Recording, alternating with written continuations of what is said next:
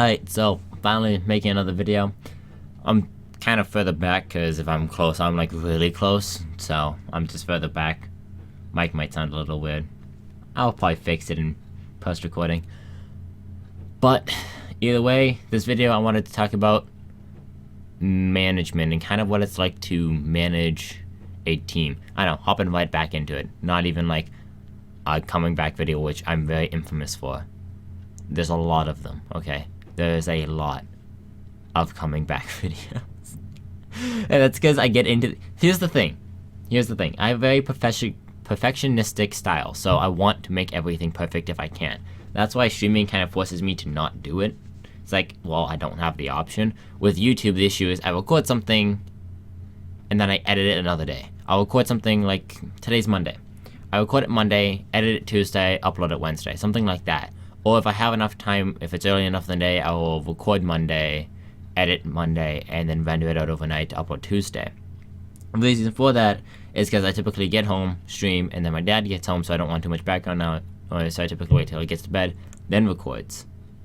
Then I typically edit a different day. That I can do it at any time. So it's like weird planning. But the thing is, once I record the video, it's sometimes late at night, so I don't like the way I exactly worded something, or I want to change a certain part of it, or I'm talking about something and I'm playing a certain game, then I'm like, actually, I don't want that game, I want this game. So then I switch it. So I delete the old recording, go re-record with the new one, and go, no, I want this one instead now. And it's just an endless cycle.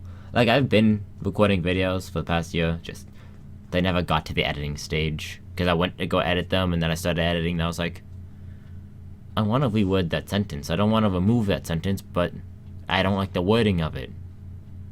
So then I try to reword it, and then I reword a different sentence as well, or I miss a part, then I'm like, well, and then I don't like cutting too many things, so I find like, personally, I find that to be very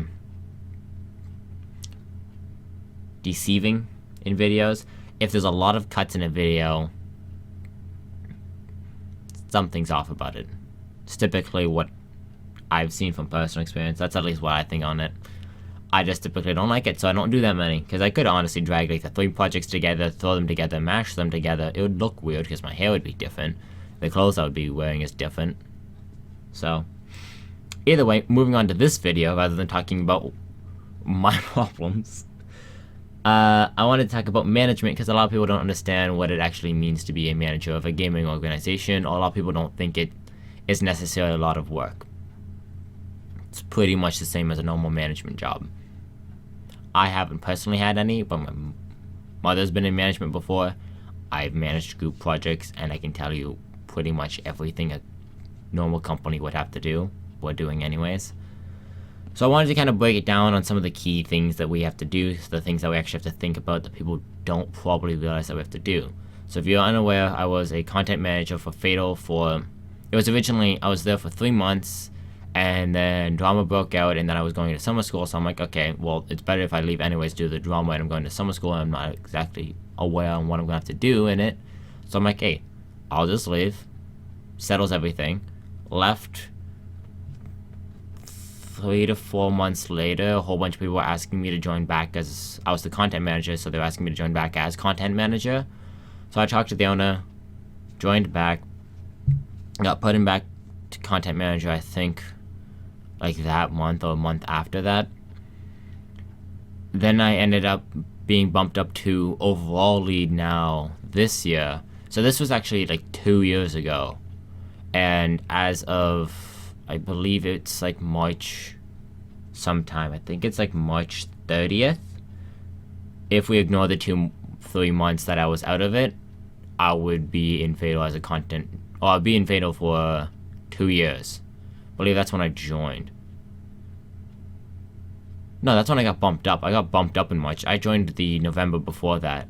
I got bumped up in March. So it would be 2 years as a manager within the team. I'm just an overall lead now, which is realistically still a management position, and in the community, for some reason, it's really toxic towards managers. Don't understand why. A lot of them don't understand the concept of managers. Not even trying to bash on them, but it's not taught. a lot of the people within the community don't have that much management experience or lead experience. So that everyone goes, oh, overall lead or leads is what's needed. No one needs managers, and they don't actually understand the difference between the two and how you most likely need both to successfully run something. But won't go into that detail too much. If you want, search up the difference between them and you apply it to yourself. So when I was originally a content manager, like when I was doing the most as a content manager was when Wolf was an overall lead, I was a content manager, and Everlast was owner. Those were the only, let's go with higher ups that we had in the team. Everyone else was member besides us three. I was the lowest, Wolf was second, Everlast was first. Everlast is CEO, Wolf was overall, and then I was content manager, so I was below Wolf. I was talking pretty much to them daily, because my main job was getting content off of the team channel. So I planned videos for the team channel. I tried to get people to work together for them. I made sure like the clips are coming in. I made sure the streamers were doing their jobs. I made sure the YouTube directors were doing their job. I was recruiting new players, and at the same time I was working with them to try to decide how we're going to take the team, what direction we want to go, possible sponsorship opportunities, where the growth is coming from, how we're determining where to go with the content as well, because sometimes we wanted to switch up the content, who we need to possibly remove from the team, who we need to possibly bring into the team, because sometimes there's a few people that, you know, you're unsure about. You're like, should they be in the team, should they not? So then that would happen. So pretty much each week I was in calls for probably 10 hours, not even exaggerating, minimum 10 hours a week. Most of the time it was probably closer to 20 hours, because it went from, like, let's say a normal interview, I typically try to bring 1 to 2 people into the team a week. Back then, at least now, I don't need to bring that many people in. But we were trying to do a lot of roster flipping then, because we weren't happy with the roster. We didn't like the way it was being, we didn't like the people in it. That sounds harsh. Let me reword that. It's not the fact that we didn't like the people in it. We didn't like the content, or they went inactive. Because we have an away roll in our team, so pretty much if we don't talk to you for like a week or two, you get put in the away roll, you have pretty much 2 weeks to respond to tell us what's going on, and you're dropped. It sounds harsh, but we've had so many people just stop giving us clips, or stop streaming, or stop uploading, and we're like, what happened? They don't respond. We can't just kind of leave them in there, which then it gets pretty much broken down. We had weekly meetings that happened that we had to break it down, and we went, okay, what's going on with this person? What's going on with this person? What's going on with this person? And we outlined each person, what they were going through, time limits, periods that we were going to give them. We were trying to think of new video ideas, and then we were trying to think of who we wanted in the video ideas, because we had to be selective about it. Like, I would say, on average, a meeting call goes 6 hours. For me, at least, probably on average, 6 hours. You know what, bump that down to 5, maybe 5 hours, and then typically I do 2 to 3 hours of work after that, either creating documents, because now that we have Tulip as Stream Division Lead, Classy as Sniper Division Lead, Pluto as Fortnite Highlights Division Lead, Wild Aces as YouTube Director Lead, then we have Wi-Fi as Content Manager, Zoka as Talent Acquisition Specialist, but we put him in a manager title, so it's Talent Acquisition It's technically Talent Acquisition Specialist, that's the title, but Talent Acquisition Manager, is that what we have him as? I think that's what we have him as. Because again, people don't understand certain titles, so we just kind of gave him that. Hijack as Marketing Manager, self-explanatory. And then Wolf and I as overall leads, Everlast as CEO. So we have a lot of people, and when we do meetings, we bring all the division leads in, so Tulip, Classy, Pluto, Wild Aces. All of them get brought in. All of them are free to join the call. We have an entire Google Calendar that we plan it on. I have dates on when we're kicking people by if they don't actually do the stuff or they don't respond. Dates on uploads, dates on everything. I have dates on how many we need. 50. Currently in the spreadsheet, we have 26 video ideas. Actually, I think it's at 32 now, because I believe someone added a few. I think it's around 30 somewhere. And I said by March 5th, set to March 5th, that we need to have 50 video ideas in there. And if by March 5th we do not have 50 video ideas, a meeting will be called pretty much within the next day or two to discuss video ideas. Strictly get them done. We need 50 by that day so we can start actually going forward with them. Like, there's a lot of things that people don't even understand goes on. And especially gets frustrating when you start getting... Because on top of, like, everything, you have to be active in the team. You have to start to talk to people in the team, and you have to answer their questions as best as you can and be professional about it. Because I have questions all the time on, like, what's so-and-so doing? Or what's so-and-so doing? Or is so-and-so doing the job? And it's so hard not to go... If they weren't doing their job, they would be kicked. But you can't, because that's kind of unprofessional, realistically. But when they're constantly sitting there and you have to try to break down what they're doing to them without telling them about it, because the thing is, especially in management, we're trying to surprise people in our team. We don't want to just sit there and like mass announce every single decision we make, like, hey, by the way, we're doing a collab with this team, or hey, we're getting a new sponsor, or whatever. We want to keep it kind of more secret, and then once all of a sudden they join it, like we're currently working on collabs with teams that some people are grinding for. If we get those done, because we have a few in the works right now, like, those people are going to be insanely excited about that. That's what we want. We want to kind of surprise them with different things like that. But the issue is then they're sitting there and questioning, like, what are you doing? Like, what is this person doing? Like, are they doing their job? Like, I can outline each role sitting right here. I'm not going to, because it's really not needed.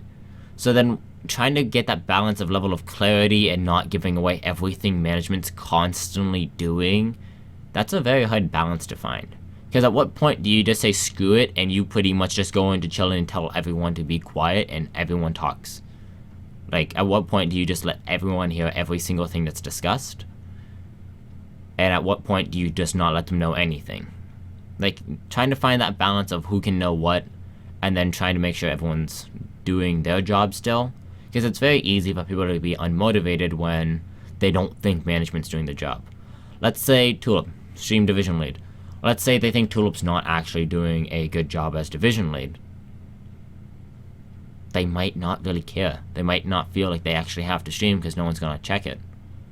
I can guarantee you she checks it, because I check in with her regularly on how people are. Like, typically, what I've started doing is Tulip, Wild Aces, and Wi-Fi. Those three are main parts of content. We have Wild Aces as YouTube director, Tulip as Twitch streamer, and Wi-Fi as content manager. I talk to all three of them pretty regularly on either director videos, streamer videos, and what's going on overall with videos on the channel. So, like, you're trying to keep up with management, and you're trying to keep up with... This is coming from an overall lead perspective, by the way. This is trying to keep up with what's going on with all the different management divisions, and then trying to keep up with everything in the team, and then you have to try to find new people as well. Which is sometimes the hardest challenge. Because the last meeting that we had, we pretty much sat there for 3 hours talking about how we're going to find more recruits. What we're looking for in recruits, how we want to go about doing it. How are we going to make sure people stay within the team? Because another big challenge you will have if you try to run a team of your own is getting people to stay.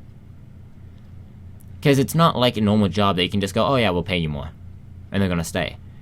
It's not about payment, because we don't actually have to pay the players. It's payments of publicity in this case. The snipers want to go into bigger teams, or they want to be in a team that they can grow from. Streamers, YouTube directors, they want to grow their individual channels, and we have to provide a platform for them to do that on. But here's another challenge now. Get the YouTube directors to start working on their channel and make a video for the team's channel. Almost no one does it.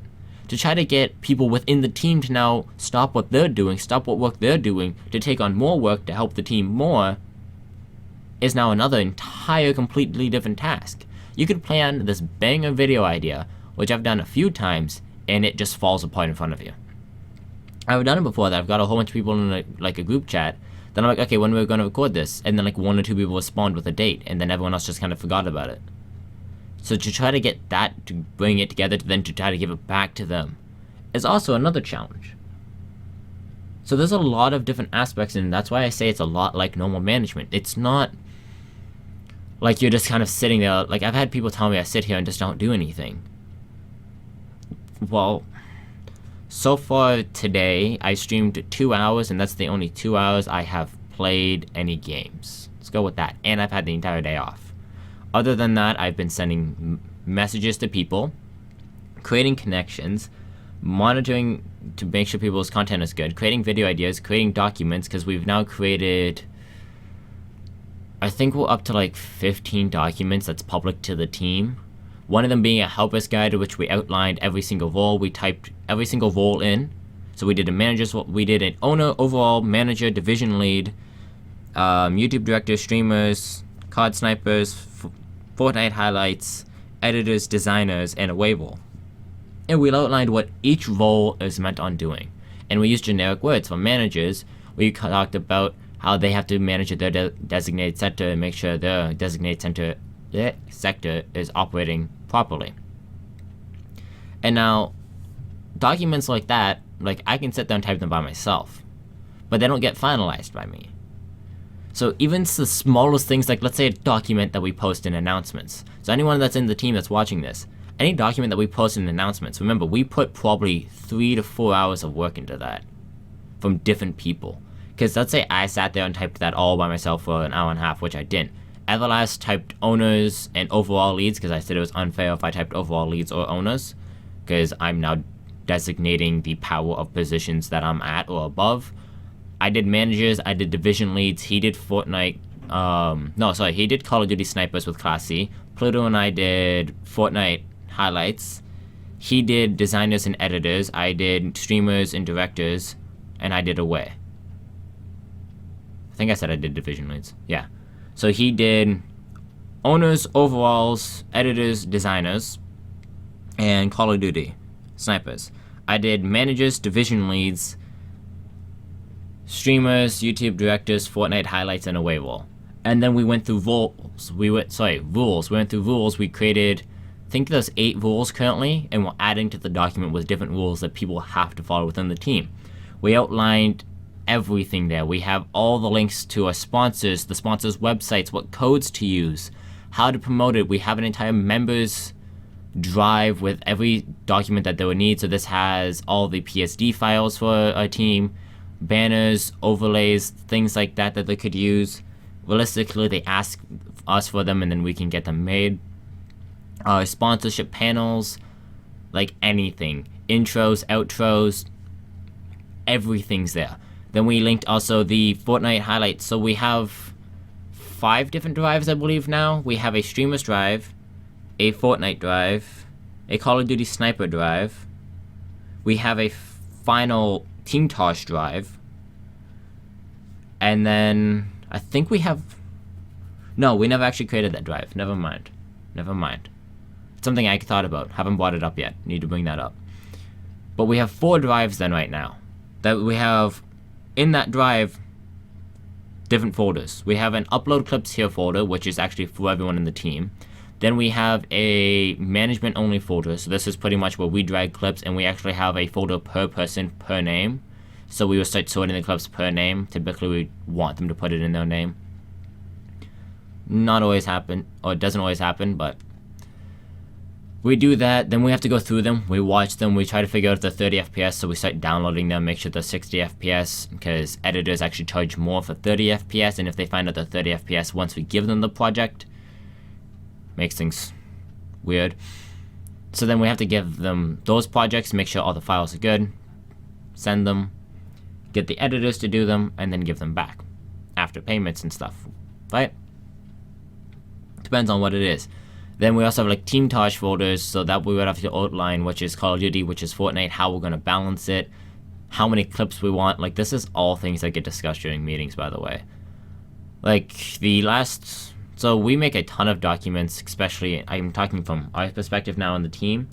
We make a ton of documents. When we have a meeting, I always type up a document now on exactly what happened in the meeting.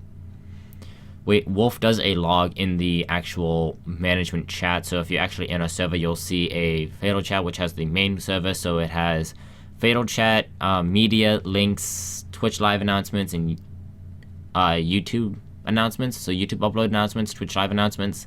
Then we have a management section. This has logs, overall leads, managers, division leads, and then it has a overall leads voice call, division leads voice call, and managers voice call.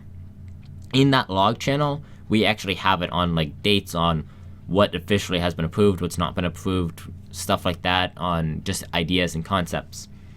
Mainly Wolf does with that. But during the meetings, I make an entire separate document of exactly what we discussed, what was confirmed, what was not confirmed. So let's say I have an idea or someone has an idea. Let's say for some reason Everlast isn't there.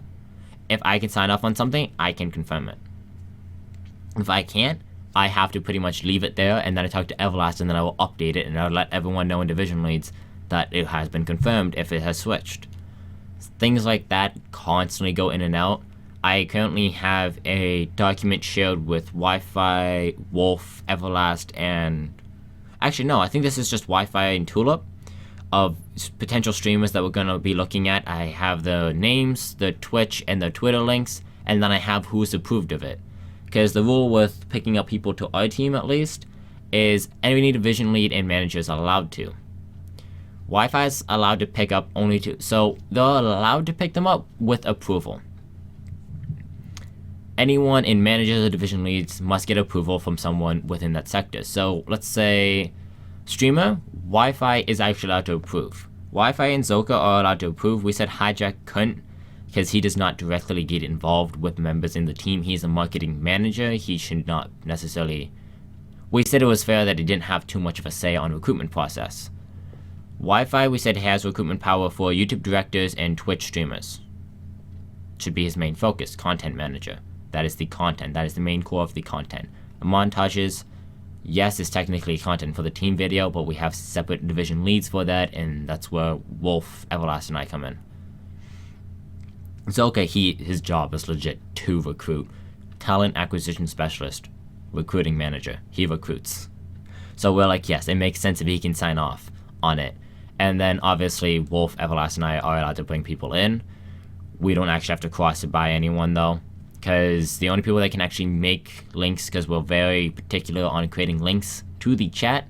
I'm breaking it down everything, by the way, on how much we try to monitor things to make sure things don't fall apart. We have the overall leads and the owner and overall leads role. That's the only people that can create links to the Discord server. The community one, anyone can, because go for it. That's legit the community one. The only people that can assign roles is managers and up. Only people that can assign roles and change usernames and ours is managers and up. And then the only ones that can create links to let people go in is overall leads and up in our private one. And within that, I know anytime I create an invite, the division lead must ask for it, and once I approve of it, or I know who's approved of it, and if I'm feeling sketchy about it, like I don't know if they've actually approved, I will check with people. I trust the division leads for the most part, but I mean for those people that you really go, like, they're fine with that. So if I'm in a call with Everlast or whatever, I'll be like, yeah, you signed off on, say, Wild Ace's pickup. Then he's like, yeah. Then it's like, okay, I don't care. Typically, I don't go to my way to DM them to double check everything, because I trust them. That's the reason they're actually a division lead. But create an invite, one use, 1 hour. That's always my rule for everything. You have 1 hour to get them in. If you're asking for an invite, you probably should be in a call with them. I give them the invite, and then I ask username and color, because the AVIs get made. I tell Everlast what color, and then he gets that sorted out. And then the name I change immediately, assign them the roles, and then get the announcement ready, because we announce every time a member is joined with a welcome message in the main chat and then a message in the announcements chat. The announcements chat can only be typed in by overall leads and up, which we pretty much only announce when a new document has been formed that they should read through, the help us guide. So if you're in the team and you haven't read through the help us guide and you're still at this video, you need to read through that, because I'm starting to hold people to the rules. And if you don't know the rules, you legit get one chance and then it's kicked. I'm not really having any of this. We discussed it in the meeting that we need to establish clear outlined rules that people must follow, and if they don't, they will be removed. Because at a certain point, you get to the point that just people don't want to listen to certain rules, and we're having to start enforcing them a lot harder now. So, we're at that point. so we're doing it. I think that's for the most part it. But like, that's what I mean by it's a lot of things behind the scenes. Like, that's just the normal stuff that we do. Never mind, if we want the team to grow, we have to be unique. So it's creating new video ideas. If we want, like, let's say a team website, we go out of our way to have to go get that. If we want new opportunities for streamers, that let's say we try to create opportunities for streamers and YouTube directors, we have to go out of our way to get that. And the worst feeling is when you go out of your way to get that and it's not used. I can't tell you the amount of times I've created like a banger video idea and I'm like, alright, who wants to do a video? And everyone's busy. And then like, it could be something small, like, you haven't seen on the team channel, we actually did a Fortnite custom games video where we went into a custom Fortnite server before like customs were an actual thing. Like, we got a key code from Fortnite to do a custom games. You know when that was a thing all the way back then, when like you had to get key codes before like private games and customs were a thing? We got one of those and we recorded it. Like, we had that for a week and that's all we did it for because everyone else was busy. Stuff like that. Like, at this point, if you did a custom games, I wouldn't be like, okay, anyone can do it now. So it's stuff like that, or let's go with like Escape from Tarkov. That's a big game right now. You create a video on that, or you get like an amazing concept or like different game idea, video idea on there. You take a week or two to record it, the game might be gone by then. So it's especially hard since it's not a bigger team to get timing right on everything. So I'm gonna say, if you're in the team, trust me, you're gonna want to participate over the next few weeks. We have a lot coming. And I know we always say that because we always do. Pretty much anyone in the team could probably say this. We are constantly putting stuff in announcements of either new recruits, new opportunities, new videos, either putting people in group chats with new videos that we're doing. Like, we're creating opportunities here. We're trying to work excessively hard on very different things. Like, I would say on average, for managing the team, and I do want to put a disclaimer because some people are going to be like, oh, well, you get paid. No, I don't. I should have do this for fun and because I love the team. I probably put in easily 30 plus hours a week. Either from sitting here late at night watching streams, and yes, I am counting it when I'm doing like homework and watching a potential streamer and finding new streamers. Yes, multitasking does indeed count. At least in my eyes, because I'm not just being able to listen to music or whatever or watch a video that I want to watch. I'm watching new videos that hopefully I want to watch because then I can go message them. But I'm constantly having to look for new players, constantly having like to respond to DMs. I've had it before that my phone started blowing up at 1 o'clock in the morning and I had to wake up, go downstairs and go on a call at like 1:30 in the morning when I'm trying to sleep because something happened. I've had it when I was at semi-formal that something was happening in the chat and I had to pretty much stop, deal with it, and then go back to having fun. Stuff like that, like you're constantly dealing with things. So I'm gonna say probably 30 hours a week, around there, of either calls, DMs, listening to different streamers, videos, finding new snipers, Fortnite clip headers, stuff like that. It's definitely a lot easier now that we just recently actually got a lot of division leads up. We originally were avoiding it. We were trying to get managers. Managers are solid, so we got division leads. Makes my job a lot easier because now I can actually focus on new opportunities. But then it's also now creating the opportunities, finding the opportunities, working on all the behind the scenes projects that I haven't been able to mention yet, that I want to mention, but I can't. But it's a lot of projects behind the scene. So yeah, hopefully that helps it, breaks it down a bit more. And if this sounds discouraging to anyone that wants to do it, go for it, but all I'm going to say is ease into it. You need to ease into it. It becomes habit. I'm used to sitting here, and rather than listening to music now, I put an earbud in even when I'm playing with friends, watching a streamer, watching a YouTube director. Like, I have my monitor here on my laptop here, so my laptop screen's there, and I actually have my monitor has an HDMI cable so I can plug it into my laptop to do dual monitor with my laptop. I know, I'm genius. But I will always have Discord open on this screen, always have Twitter open, always have YouTube and Twitch open on this trying to think if there's anything else I typically have open. That's the main thing. Sometimes I open up my emails too, depending on if I'm contacting someone through emails or Twitter DMs or whatever it is. Joining calls, like Aaron can even agree with this. I've done it before that it's like, alright, I'll be back. Like, I'm gonna still play, but I'll be back, and I just turn off my headset. It's because I'm on a call while playing.